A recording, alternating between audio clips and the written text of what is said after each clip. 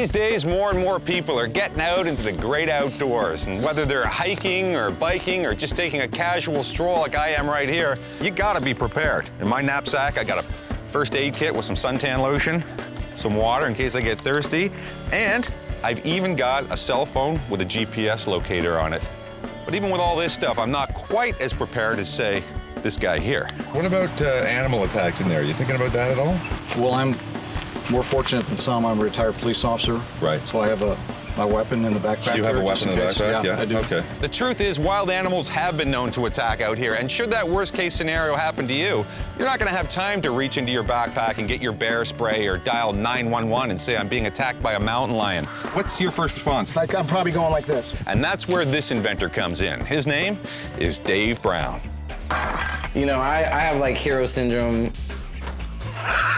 He's an inventor who's come up with a nifty solution, the Bodyguard.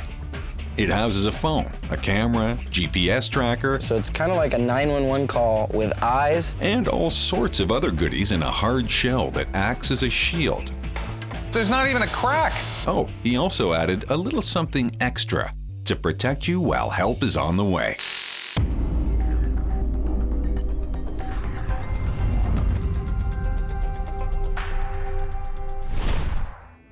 I'm in Whiting Ranch Wilderness Park in southern Orange County, walking the trails with Dave Brown, who lives nearby. There's a really cool spot coming right up here. Dave likes to hike this particular stretch. At least he did, until he heard about the attack here in 2004. This mountain lion jumped on her back, started dragging her, so I grabbed her leg. Is that like the high ground where a cat would actually pounce on you from? Yeah, I would say, you know, They'd be this is above where you on have these to be ridges? afraid is they'd be just sitting there quietly. And, you know, if you went down like this, it Well, would don't just... do it now. Yeah. One could be way right up there right Gotcha. now. Yeah. You looked pretty weak there for a second. Yeah. Even though the victim survived, Dave became obsessed with the tragedy and how to protect people from wilderness attacks in a way that wouldn't kill the animal. Dave is a TV and documentary cameraman who had never invented anything. But he holed up in his garage, bent on coming up with something that could help. Dave's no engineer. Dave doesn't even have a science background. But he still managed to turn a crazy idea into a prototype. Something he believed in so much, he risked everything he had on it. So this is basically my entire house. This is it, huh? This is it. So just to get the math right, you're living in a house, you're living a life, you got a dream. Yeah, I basically lost my house last year. Yeah. And ended up living in my in-laws. Your house became this storage locker. Basically, yeah. All of Dave's sacrifice went into creating this, the one and only Bodyguard. A breathable glove with a hard shell that extends from the user's wrist to his elbow. In a word, it's a self-defense system. Something Batman might be down with. Seriously. It can be outfitted with everything from a laser-guided camera, GPS locator, phone, flashlight, and a stunner for defense. It might look slick now, but the version Dave Brown bet his house on was a more primitive design. So this here, this was it. Before I came up with the name The Bodyguard, we called it the Brown Shocker. The Brown Shocker. That's great. So let me ask you something. Is this the thing that you showed, like, investors, the Brown Shocker? Well, the first money came from my mom. She actually... Your mom? Yeah, she refinanced her house. Everybody told me, oh, you're crazy. You're nuts. You're You're gonna lose nuts. everything. Oh my Nuts. God. So Well, what made you do it? I believed in the product. Yeah, it wasn't enough for Dave to lose his own house to the invention. He had to gamble his mother's too. What is it with this guy? You know, I have like hero syndrome. I actually saved a little boy in the pool back here in my mom's backyard when I was about 10. So I know what it feels like to kind of be patted on the back a little bit, like, wow, you saved him. Really, what I was building this for is not to show to my mom. My mom is always gonna believe in you, but Right. I was working for Kevin Costner at the time. Are you just name dropping here, Dave? Like the So I Dances really with built Wolves? this in my mind. Yes, Dances with Wolves. I built this because I wanted to take it and show it to Kevin. Turns out Kevin Costner's wife is a friend of Dave's, and Kevin is big on investing in new technologies. It was a match made in heaven. Sort of.